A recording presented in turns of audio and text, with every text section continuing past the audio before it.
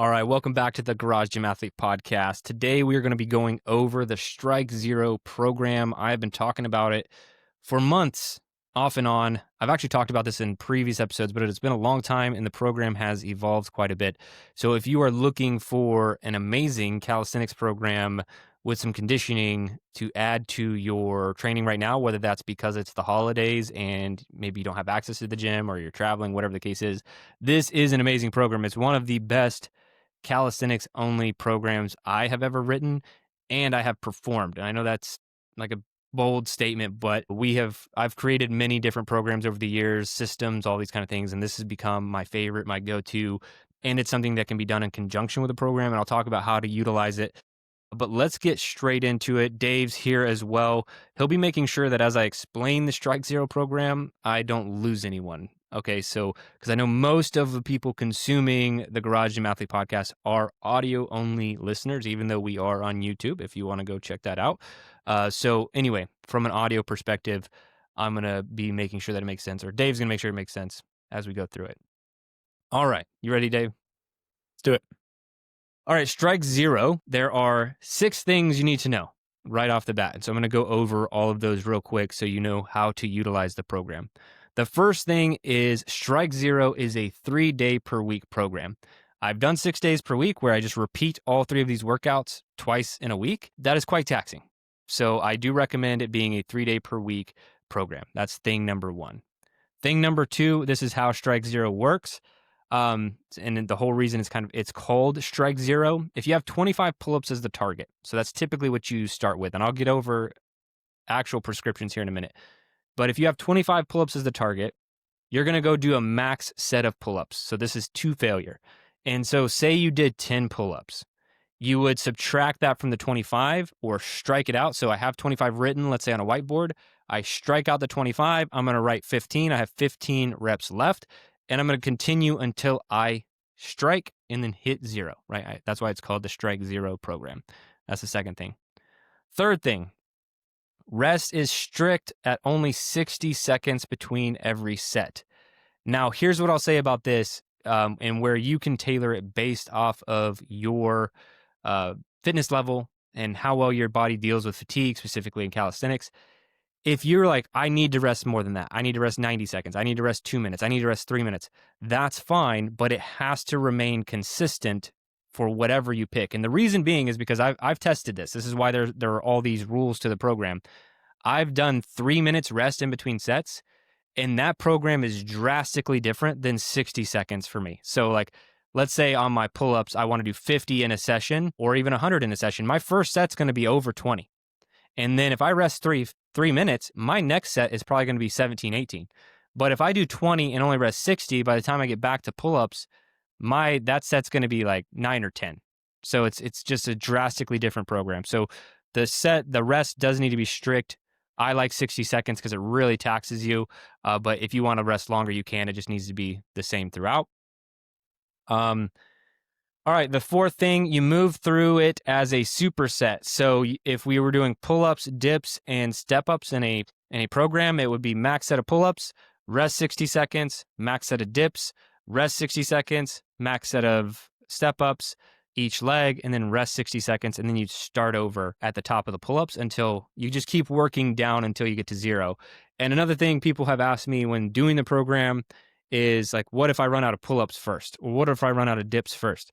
That one's just eliminated, right? So if you get through all the dips, just that one's no longer happening. You're just doing pull-ups and step-ups until you finish all and you've struck 0 all the way through.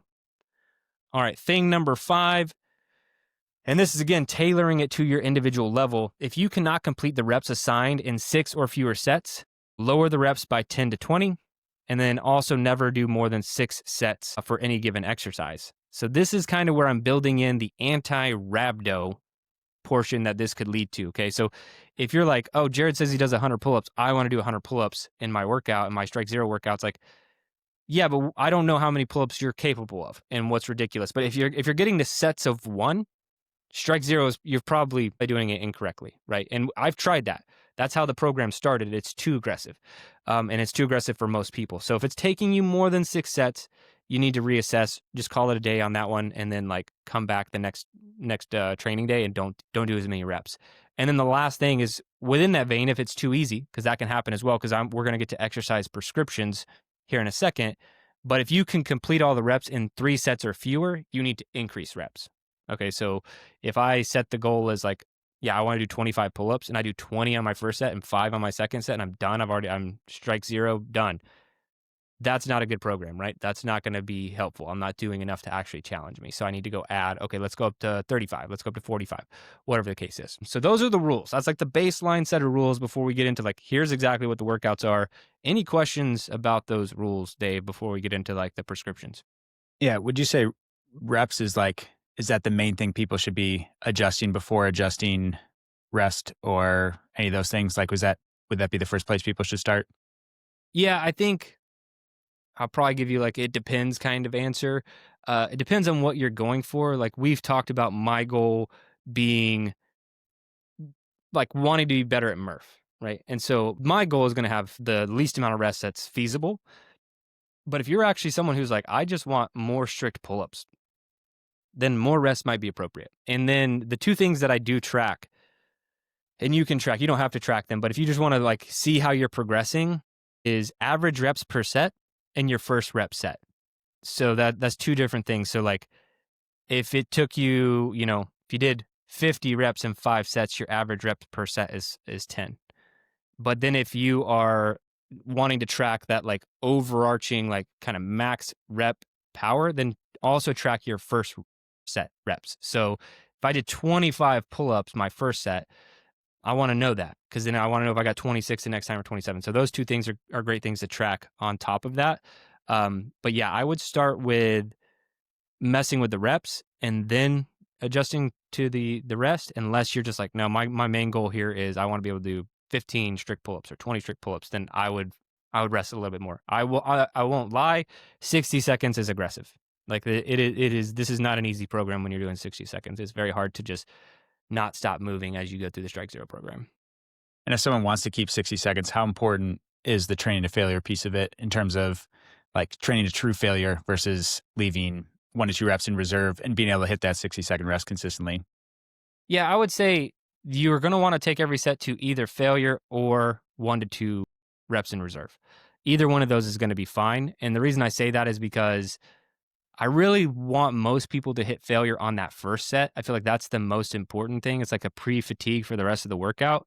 And then all the rest of the sets to get to that 0, you can, if you want 1 or 2 left reps in reserve, I think that's fine because honestly, I can't tell much of a difference with how fatigued I end up getting through the program. The first set on everything's great, but then with those 60-second rests and immediately rolling into my second set, I'm like, yeah, I'm already tired. Like there's not much of a difference in my opinion, and my muscles probably don't think much of a difference between having 2 reps in reserve versus true failure. I can't do another rep. I think last question around that, are you like, so say you're doing a push-up, are you max reps that you can keep moving on, or are you literally locking out the top and like trying to get as many reps as possible? Or same thing like pull up, you're hanging at the bottom to try and squeak out a few more reps. Are you just doing what you can consistently move with? So you're just talking about like the form, like the execution of the reps? Yeah. Yeah. That's a good question. With push-ups, I am just trying to knock out as many as possible because I can make 10 push-ups really suck. Like even on my first set, I could just go real slow on the way down and up. So I keep everything going back to that Murph example, just because that's one of my goals. It's like whatever reps would be acceptable in a Murph workout for push-ups for me. Like that's kind of I want to do them fast. I want to knock them out fast. Same with pull-ups, because there's a time and a place to execute these things like in a different way or different modality. Like maybe I do want to go slower. Maybe I want to focus on eccentric or isometric, like we've talked about in previous podcasts. But for me, what would be acceptable in a Murph workout still be considered a rep is what's a go for me. Yeah, no, I think that's helpful for some of that. Because I also wonder with like step ups though, I'm like, how do you take step ups to failure? Because I'm like, you could always do another step up type of thing. Yeah, Compared to a pull up, you're going to burn out on it. So let's talk about that. And I think that's a great way to introduce the first workout. So there are 3 workouts. There's a workout A, workout B, workout C. So let's talk about the overall structure of these. And so what happens is every workout has a pull, a push, a lower, and then a conditioning workout. And I'm going to go over all of those. And then it increases in reps every single week. And what I'm going to give you is just what I think is a starting point for a lot of people. But again, if you know that you're good at pull-ups, you're good at dips or whatever, go ahead and make the adjustments before you start, and then just increase each week for 3 weeks. In that fourth week, you'll deload. Either take completely off, do something else, cut the reps in half, 50%, something like that. Deloads are really important. So workout A, you're going to do pull-ups, you're going to do dips, you're going to do step-ups, and I'll get to the conditioning last.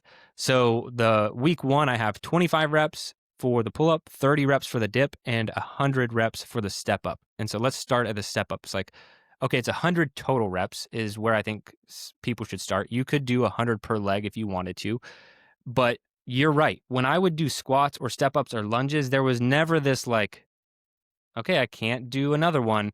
But what drastically changed that for me was doing things single leg and not giving your leg a break as the other leg performed the exercise.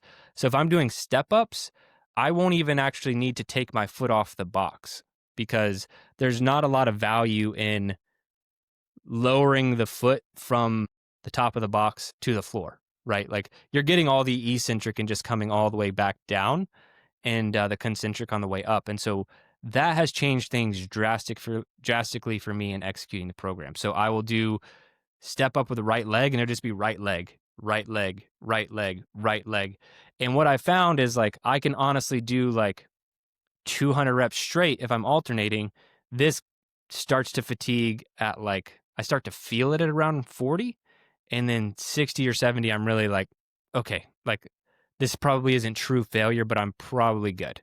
And so again, you're probably never going to reach true failure, especially if your legs are pretty trained. But that's been my approach right there for step ups and all the lower body stuff because failure is very hard in these. And then dips, I don't think there's a lot to cover there. I do them on straight bar. You could do them bench dips however you want. Pull-ups are pull-ups. So week 1 is 25 reps pull-ups. For pull-ups, week 2 is 50 reps. Week 3 is 75 reps. And then, like I said, move to deload. For dips, it would be week 1, 30 reps. Week 2, 60 reps. Week 3, 90 reps. And then step-ups, 100 reps, 150 reps, 200 reps for week 1 and week 2 and week 3. And again, adjust those based off of your preferences and what you know to be true about your abilities. Any questions there? Is that so like a 30, 60, 90 for a given movement? Is that like typical 3-week progression people should look at, or are you adjusting that purely based on how you perform, like based on how things go? Yeah, I would make drastic adjustments based off of the rules from the beginning. Because if you're like, I don't know where to start, I'll just start with Jerred's week 1, and you are hitting less than 3 sets or it's taking you more than 6 sets, then you need to make those adjustments on the reps from there. And that's a wide range, like add 20 reps or add 10 reps or take away 10 or take away 20. And you'll know after you do it. You'll be able to tailor it to your ability quite quickly. So sometimes the first week might just be like almost like a baseline. It's like an adjustment. It's like trying to find out where you fit in this program and where your reps really need to be, because I think total reps is really important. People taking notes too. So going back to some of the rules. So if you're doing pull-ups, dips, and step-ups, the pull-ups are getting much more than a minute rest, right? Because it's a superset. So you're doing pull-ups and then a rest, 60 seconds rest during the dip time. So you're maybe getting 5 minutes rest in between that. Yeah. So yeah, it'd pull up, rest, dips, rest, step ups, rest. But again, even after the step ups, it's only 60 seconds and then you're back to pull up. So it's enough time to like regenerate to be able to do them, but you're still fatigued from all the other exercises. And that's why, like I said, I've played with, what do they call it? The self-adjusted rest. I forgot the term for it. It's like where I just let my body decide when I wanted to do the next set. Not being lazy, but it's like, I feel recovered. I'm going to do the next one. And the workout was just insanely different. I was like crushing everything because I was giving myself so much rest. I was able to knock out everything so fast. It was just so much different of a workout. So yeah, the rest is important. You're getting enough before you hit pull-ups again. Because if you just did pull-ups 60 seconds, pull-ups 60 seconds, that would turn into like the 1-rep version that we don't want to do. And maybe we could talk progressions, regressions maybe. Are you keeping those same movements the 3 days so that like pull-ups are done every single day, or are you doing a different push-pull leg No, movement? yeah, we can get to workout B and C. So I'll say the conditioning for workout A is the burpee AMRAP. As many burpees as you can possibly do. Week 1, 5 minutes. Week 2, 6 minutes. Week 3, 7 minutes. And again, you adjust this based off of your ability. I typically start at 7 minutes and then I do 8, or I do 7, 8, and 10. I think I end at 10 minutes in my 3rd week. And it's crappy, but I like to be able to track, again, going back to averages, how many burpees I'm doing per minute. because instead of doing the same workout over and over again and saying, hey, am I getting a higher score? It's like, am I able to maintain a certain amount of burpees per minute for each minute, even when I add time? So that's the conditioning element of that. And it's done quickly, it sucks, and it's a good workout. Once you've tried sub in there? Not for workout A. So each one has a different conditioning element, but for workout A, I've only done burpees because, yeah. And going back to the whole, like, I want to do this while I'm traveling. I want to do this with minimal equipment. Like, I never really want something. There's only one thing on here that technically you need some equipment for. I'm not considering a pull-up bar equipment, and we'll get into that. So workout B, very similar structure. Again, pull, push, lower, and conditioning. Workout B, the pull is going to be a ring row. The push is going to be push-ups, and then lower body is going to be lunges. And then the ring row progresses 25, 50, 75. The push-ups are 50, 100, 150. Lunges are 100, 150, 200. So same format. Probably don't have to hash it out as long, but ring row, push-ups, lunges. And that way you're hitting all of the same, to your point, like your question is like, you're hitting all the same muscle groups, but like kind of in different way. Like we're getting push, pull, and lower every training session, but it's not just the same movements over and over again. So you come into pull-ups a week later, super fresh, not having to do pull-ups again and again and again. And step forward and step back, doing the same leg as many as you can? Yeah, sometimes I'll do reverse lunge, and I won't lie, I've added a vest to this workout too. So again, going back to your ability, like that's how I would progress this over time, because it got to a point where I was like, I can't put 200 pull-ups on there. Like it's too many. And so I'm just adding weight to the vest, starting with a 20 pound, going up to 30 pound, going up to 40 pound vest, and letting that be my limiting factor as opposed to just always adding reps. And then the conditioning workout for this one, this is just specifically what I've been doing. We talked about it in previous podcasts. You don't have to do this, but it's the 10-minute AMRAP, or it's the AMRAP of Murph broken down into mini sets, right? So it's a 160 meter run, and then it's 5 pull-ups, 10 push-ups, 15 squats. So how I have it broken down in week 1, 2, and 3 is a 5-minute AMRAP, 7-minute AMRAP, 10-minute AMRAP.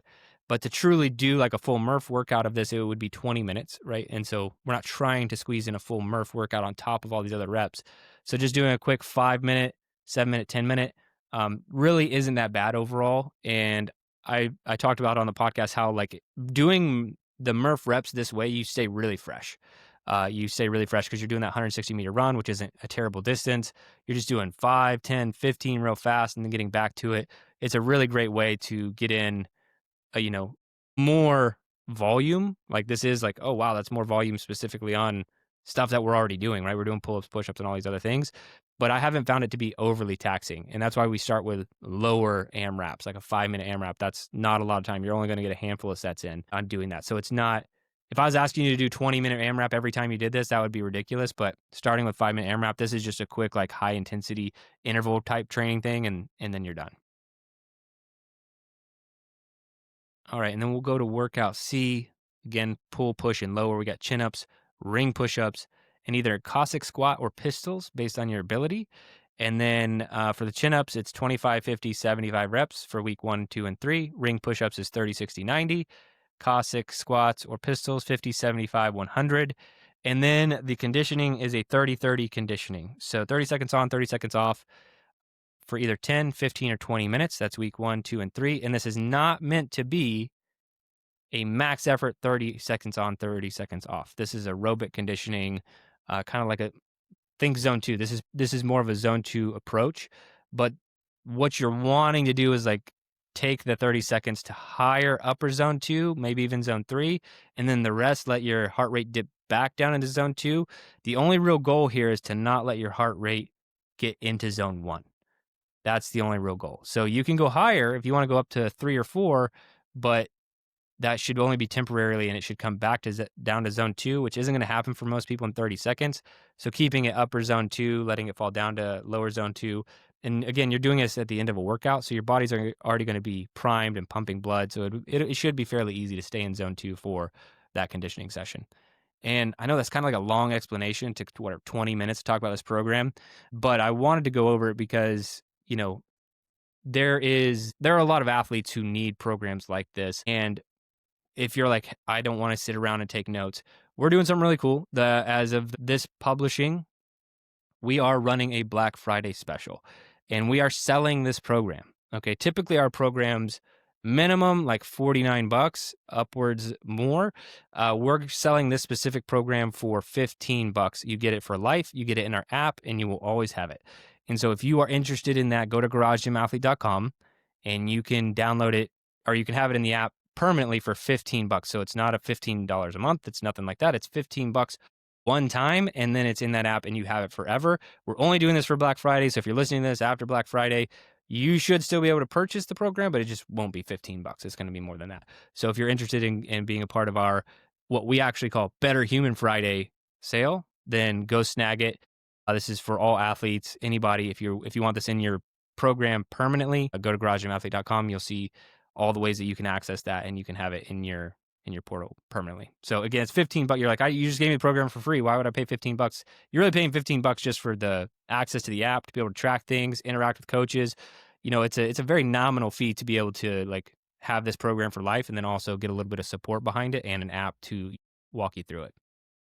Yeah, with the app too, it's, I mean, as simple as the tracking too. If you come back to it a year later, because this isn't a program a lot of people are going to be running nonstop necessarily, but maybe it's something you come back to once a year. Maybe you come back to it 3 years later when life gets busy, and you can see all the like higher performance trends over the years. Is really important for people to be able to see that. Yeah.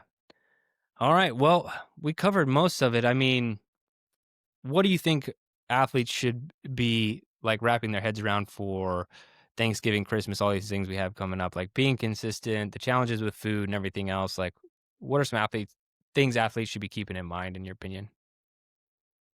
I do want to get into that one. I guess one last clarifying question on where do you program in something like this in a cycle? Because I think that's something high level for people that are following maybe more of a weight based program. Is it like ditch the weight stuff for 4 weeks and do something like this? Or how do you, I mean, zoom out like high level of where someone would program this in throughout the year within a current program they're doing? Yeah. So if you are doing exactly how I just mentioned, those 3 exercises with the conditioning, this should be standalone, in my opinion. Again, it's only 3 days per week. Either you can just do 3 days per week. What I would do the other 3 days is conditioning. So I'd be doing running or something like that, jump rope, something along those lines. But if you just wanted to throw this into an existing program, what I would do is just select one pull, one push, one lower, and add it to whatever programming you're currently doing. So let's say you're doing our programming. You're doing the hard to kill track. You love it. You want to continue to do the hard to kill track, but strike zero sounds interesting. Just add strike zero pull-ups to the end of that workout, because it doesn't take a long time to do strike zero for one. And I talked about the fatigue, right? It's like, well, if you only do one, then it's 60 seconds, you're back to pull-ups. This is where you could increase rest times and it would be perfectly fine. So increase that rest time up to 2 minutes or 3 minutes if you want. And it's just like, okay, do that max set of pull-ups, set your number and then go back down. What you'll feel in this workout is an insane pump is the first thing. Like, and I'm not a guy who like chases the pump. That's not what I'm all about. But like, when you're taking things to failure with body weight, or just body weight training in general, can feel very like, did I do anything? And you will be really sore maybe the first week, 2 if you're fairly untrained, but then it goes away completely and you're really just knocking stuff out. Like, it's like, if anyone thinks that this program's insanely aggressive or like stupid because we're trained to failure so often, it's with your body weight. I would never program something like this with a barbell. That would be stupidity. That would be an insanity. It'd be way too taxing on the central nervous system. But it's just your body weight. And there are all these like parameters I put in place to make sure you're not doing too many reps. You're not like going to hurt yourself or push it too far. So you got to listen to the rules. But yeah, if you want to just like, I want to get better at pull-ups, add strike zero once or twice a week to your existing program. It adds maybe 10 minutes to your overall program. And I will say that I finish all of that and can't remember if it's when the conditioning in about 30 minutes. I don't, not the conditioning element. I think conditioning adds another 10 minutes or whatever. But yeah, the whole program can be done in 25 to 30 minutes. Yep. I think that's all I got on clarifying some of that. Excuse me. Holiday stuff though, I think, yeah, the big things come to mind for me and what, yeah, I've found personally over a lot of the years, found working with a whole bunch of clients around like holidays is such a tricky time for like, what do I do? How do I work out? How do I eat? Should I enjoy myself? Should I not enjoy myself? And I think the consistent over perfection type mindset comes up a lot around conversations like this. But I think I just hate seeing people, completely coast, like start thinking about what you want 2026 to look like. You can choose, like there are adults listening to this podcast. You can choose whatever you want to do, but I've hated because for so many years, it would be like a start over, mainly for me, nutrition wise. Fitness is always something that, and if people are listening like me, it's like, okay, I can get my workouts in, but like my nutrition got off the rails because there's all this different food around and all those things. So, but it's annoying when if you have been there and you're like, okay, well, I'm like 5 pounds of bloat or 10 pounds of bloat overweight from poor decisions. It's like, it's annoying starting the new year like that. It just takes away from momentum and those things. But I think for people,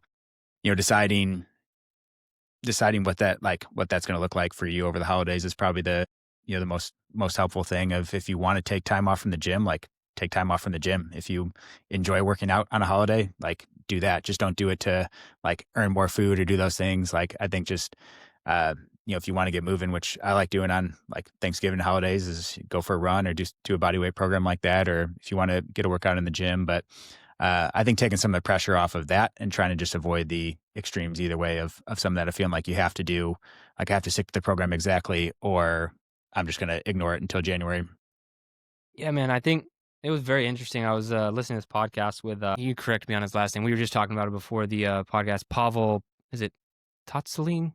Yeah, something like that. He's the kettlebell guy, right? He's like, he's very knowledgeable. And I was listening to an older podcast with him, and he was talking about some literature about rest and time off, and it was specific to type 1 and type 2 muscle fibers, and it was like you will develop more type 1 muscle fibers the more you train, which sounds counterintuitive, right? It's like because type 2 are the fast twitch, right? So, and those are the ones that you ultimately want. And he said the more you train, the more consistent you are. Your body just like, I don't know if it grows accustomed to it, so it builds more type 1 muscle fibers.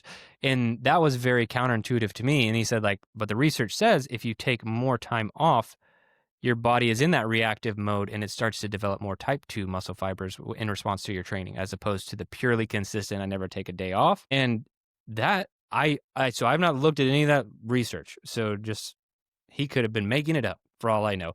Because I want to dive into that because it's very interesting to me because we all have this mentality of like, I just want to be perfect all the time. I just want to train, not miss any days.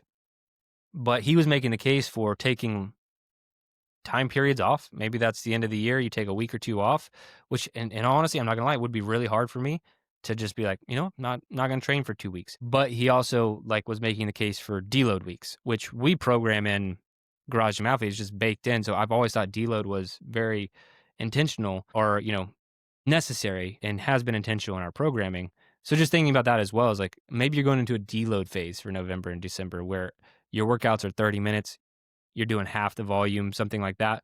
So stay consistent, but hit a lot less intensity, a lot less volume. Because with the one thing I need mentally rolling into a new year is excitement, whether that's in business, whether that's in life, personal goals, fitness.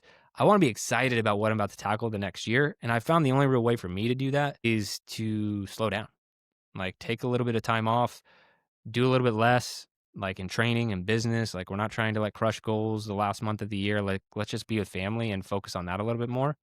And that's helped me a ton in being able to be more present with my family around the holidays and then also be excited for the next year, again, with personal goals, training goals, everything else. So that's huge for me. And I think a lot of other people kind of need that mentality adjustment. I know a lot of people just struggle being consistent, but there's some people who are like, you're almost too consistent to where, it might be a detriment to your type 2 muscle fibers or just overall mentality and excitement rolling into the next year.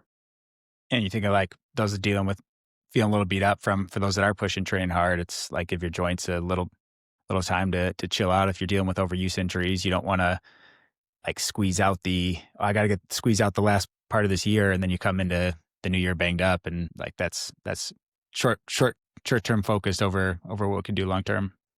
Yeah. And that's these days in general, right? Like everyone's like not worried about the long-term effects of messing with your hormones or like taking these supplements or whatever. But hey, short-term, you look great, feel good. So who cares? Look good for That's, the holidays. all right, man. Well, that's awesome. I'm glad we hit on that, but let's give some quick training and life updates and then we can get out of here. But how is life? How's training? I haven't checked in on your goal in a while. How's that going? Yeah. I still have to test it out. I'm trying to find, cause I want to do it at, like with the hour time cap, and I want to run the 5K on a track. So it's finding there's a local school here that we can get access to that'll help do that because I want the 5K to be on a track because I don't want to run it with some of the hills not big hills, but I want to be as consistent as fast as possible. So haven't actually tested out. The running's going really good. I don't, how accurate are these Garmin K predictors? It tells me I'm sub 20 on the predictor. I don't know how accurate it is.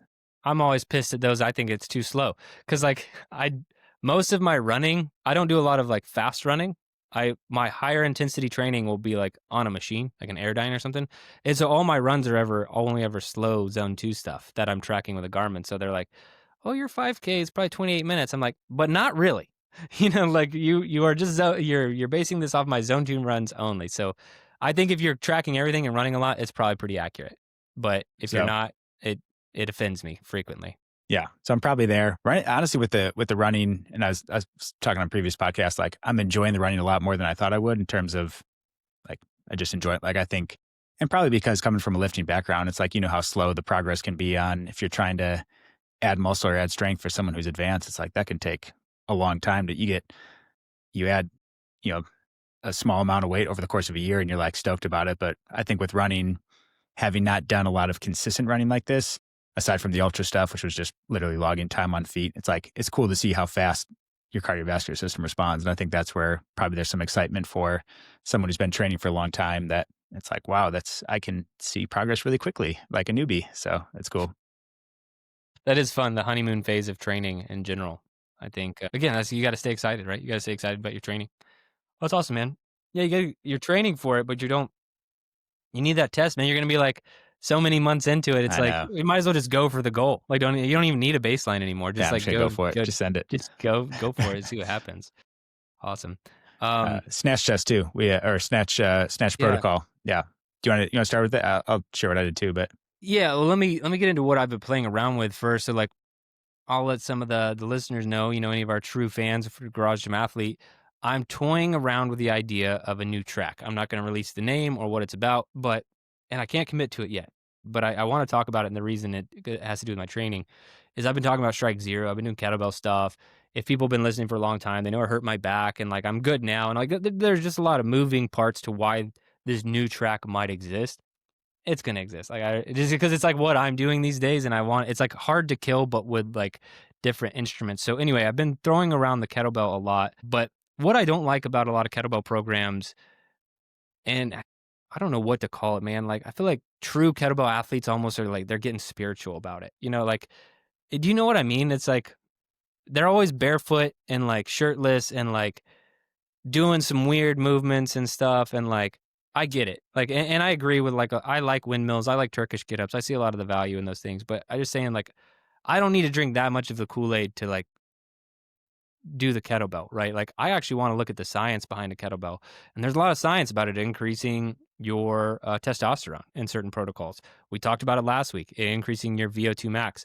And then what I've been playing around with and looking at a lot of research on is overspeed eccentrics.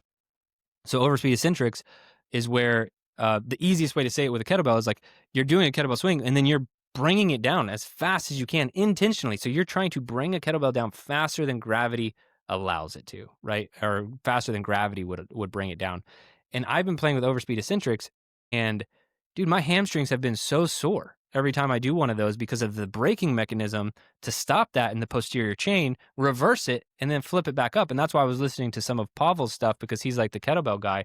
And he was saying he did a test with a 50-pound kettlebell and on a force plate, and he was able to generate 10 Gs of force on the kettlebell downward. So at the reverse angle of that, the switching, that's a 500-pound force on the muscles. It's a spike, right? It's not 500-pound deadlift or 500-pound squat where that tension is more continuous, but it's that's just been so interesting. And I've been interested in that idea for a year. And I've just, because there's not a lot of research on it. I know it's called overspeed eccentrics, but I don't have a lot of information on like how beneficial is this other than like being able to break with hamstrings. It's going to help with sprinting. It's going to make me a little bit faster, a little bit more athletic. But I've been diving more into that. And so there are a lot of interesting things I've been playing around with. And normally if I play around with stuff long enough, it's got to come to the Garage Gym Athlete community in a form of training. So that's what I've been working on, a lot of that kind of stuff over the last few weeks. But yeah, that's kind of my update on training. Like that's what I've been playing around with, and people will see when we start 2026. But so we kettlebell snatch test. We talked about it last week on the podcast. So 15 seconds on, 15 seconds off for 20 minutes with I think what kettlebell were you using? 30-ish somewhere? Yeah. 35. I use a 35 as well. So this is the VO2 increase the VO2 max study from last week that we talked about. We both said we would do the workout. We both have done it. So yes, Dave, how was the workout for you? It was good. I hadn't done much kettlebell snatching before, and I had when I'd done the kettlebell cert, I did the strong first certification. That was one that Pavel. I mean, I know he had started RKC and then he like branched off into strong first, but that was when I was doing a lot of snatches. I was probably back in, I mean, it's probably 2018 or something, and I've kept them in periodically, but not a lot of high volume stuff necessarily. But I enjoyed being back to it. The groove came back pretty quick on the movement at least. But I think the concern for someone maybe is like, yeah, like the little bit of forearm beating that you get if your form's not dialed in for something like that. But I was surprised looking at like data versus how I felt, because my watch said if you ask how I felt, like I didn't even really feel that winded until maybe I was breathing a little harder towards the end, but like I'd probably say RPE like 5 or 6 out of 10. Like it felt pretty low, but my heart rate was consistently like 140s to low 150s, even with that. So That's it zone didn't, two, right? Like that's yeah. So yeah. it didn't, the intensity maybe didn't get up quite as high, which I think could change with, and I know the protocol was set up the way it was, but maybe a longer work time, shorter rest time, or heavier kettlebell. But heavier kettlebell might have been tough to get the 7. I was sitting right around 7 reps each 15-second period. So I don't know. It might have slowed down if I tried going heavier with that. But I enjoyed it. Yeah, it was a fun set. I think the recovery cost is a lot lower than something like a run or something like that. Well, and that's what I think I talked about it last week is there's no magic in that actual protocol. The magic is in the oxygen demand and the oxygen debt that the workout creates. And so it sounds like, to be honest, you weren't getting there. So like you probably didn't see a lot of VO2 max improvements from that workout. More of you found a great way to do aerobic conditioning with a kettlebell, which I think is a win because a VO2 max workout should be closer to threshold, right? So, and I had all these same thoughts because I had a very similar experience to you is, well, one, what I found with Garmin watches, if that's how you're tracking your heart rate, is when I'm swinging my arms around doing crazy stuff, the tracking is off. And so, because it would say my heart rate was like 115, I wear my watch on my left hand. After I did left-handed kettlebell snatches for 15 seconds, it would say my heart rate's like 115. And then like I would very intentionally like kind of hold the watch on my wrist and like, and then it was like shooting up. And I'm like, yeah, you're not tracking at 100%. So maybe a chest strap too to make it better. But you also said your RPE wasn't all the way up there. And so that's the same kind of tracked with me. Like, so it's 20 minutes, the first 15 minutes, I think I was in zone 2. And then the last 5 minutes, I started to hit zone 3 and high zone 3. And what I did intentionally, because I just was like a little bit frustrated with the lower heart rate, is I was doing 7 reps per minute too. I increased it to 9, already fatigued for the last 5 minutes, and that did bump the heart rate over. And 9 was harder to squeeze in. 9 was like the timer was beeping for me to switch arms at 9 reps every time. So I was just barely able to get it in. And so my adjustments, if I had to turn this into more of a VO2 max workout, because if you think about it, that study was done on Division I female athletes, soccer players, who probably aren't doing a ton of weightlifting. So they are incredibly conditioned, but they're probably not doing as much weightlifting as we are. So for us, it was not an overly taxing workout. So how could we adjust it? What I wouldn't do is increase my weight, because I did the math. I don't know if I screwed it up, but it's like 280 reps if you're doing 7 reps per minute for that whole time. Like nearly 300 kettlebell snatches in 20 minutes. Like you need to know what you're doing. You need to have really good form. So anyone out there who's thinking about trying it, that's a lot of reps. I felt fine. I wasn't really sore after. I was surprised because that was a lot of reps, but I wouldn't go up because I think a 50-pound kettlebell would wreck me, like at 300 reps in 20 minutes or close to it. So yeah, I would increase reps per set first. So in those same 15 seconds, going up to 9 for the duration and seeing what that does. My guess is if I started there, I probably would have slowly crept into zone 3 about a third to halfway in, and then my heart rate would have increased further. Or like you're saying, let's do 30 seconds on, 30 seconds on, or 30 seconds on, 15 seconds off, and just see how that changes things. Because like I said, the magic is in the oxygen debt and demand. Is not necessarily in the protocol itself. So I was thinking about this all week because I was like, I don't think that was a VO2 max increasing workout, how it was executed. And the only way to do that is to increase or decrease something. Decrease rest times, increase weight or reps. And I'm not doing the weight. So really leaves us with 2 options. Same. And I think I'd maybe try it again with like some heavier swings or something. Like would maybe like if I was going to go wanted to go heavier with something, I think swing would be a good movement. You'd be able to get more reps in those things, and it's a little friendlier for some people on like shoulders. Like if you're not as familiar with the kettlebell snatch, it is a lot of reps. Swings tends to be a safer movement, whether you do one arm or two arm. Like it just takes out some of the complexity of it because I'd worked on that movement like technique like pretty intensively over the course of 12 months back in a while Yeah. ago. So I felt pretty comfortable with it, but I could see how that'd be hard for someone that isn't familiar with that. Yeah, and if you're looking for an easier way to do this, I've also been playing around with that protocol specifically with jump rope, and 30 seconds on, 30 seconds off of double unders for even 10 minutes does get me to zone 4. So that's just a big difference, right? It's like now I will say the first time I did that workout, my calves were incredibly sore and so were my feet. But I've also done a lot of jump rope over the years. So it's like not normally hard for me to get back to a place where I can do that workout a couple times per week. But I do think that 30 seconds on, 30 seconds off, that 1-to-1, trying to get that higher heart rate, there's something to that. If you want to try it on a rower first, a bike, or running, or jump rope, go for it. I'd say try it there before you do kettlebell snatch if you don't have a lot of experience with the kettlebell snatch. That's a down. I wouldn't program that like for like our athletes. Like that's one of the there's some things where I'm towing the line of stupid, and like 300 reps of a kettlebell snatch for somebody who doesn't have a lot of experience with kettlebell snatch, like you're in that stupidity zone, in my opinion. And that's what I was trying to make clear because I know some people it's like, oh, cool, I'll just go try it out. And then you wreck your shoulder or You're something for wrecked, sure. and it's like, hey, it's not my fault. This is what the science said. I'm not Yeah, saying like so. science. We tried it out. We told you we would. We reported back. We recommend most people not do it unless you have a lot of experience and like how the adjustments we would make for our own personal training. All right. Well, I think that one wraps this one up. Look, we are doing our Better Human Friday special right now. So go to garagegymathlete.com. There'll be a big banner at the top of the website. You can click on that. It'll take you to all the deals that we're running because the Strike Zero program is only one of like over a dozen deals we have going on. You can get prolonged Garage Gym Athlete memberships at a discount.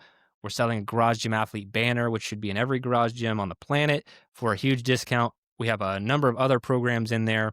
So go check it out. There's a lot of different stuff that you can get access to at some pretty phenomenal discounts that are incredibly helpful, helps build better humans, and will make you a better athlete. So go check that out. For all of our athletes sticking around, we got a lot of great stuff coming for you in 2026, and it's going to be awesome. And I can't wait to start talking more about those things as we close out 2025 and are headed into the new year. But that's it for this one. Remember, if you don't kill comfort, comfort will kill you.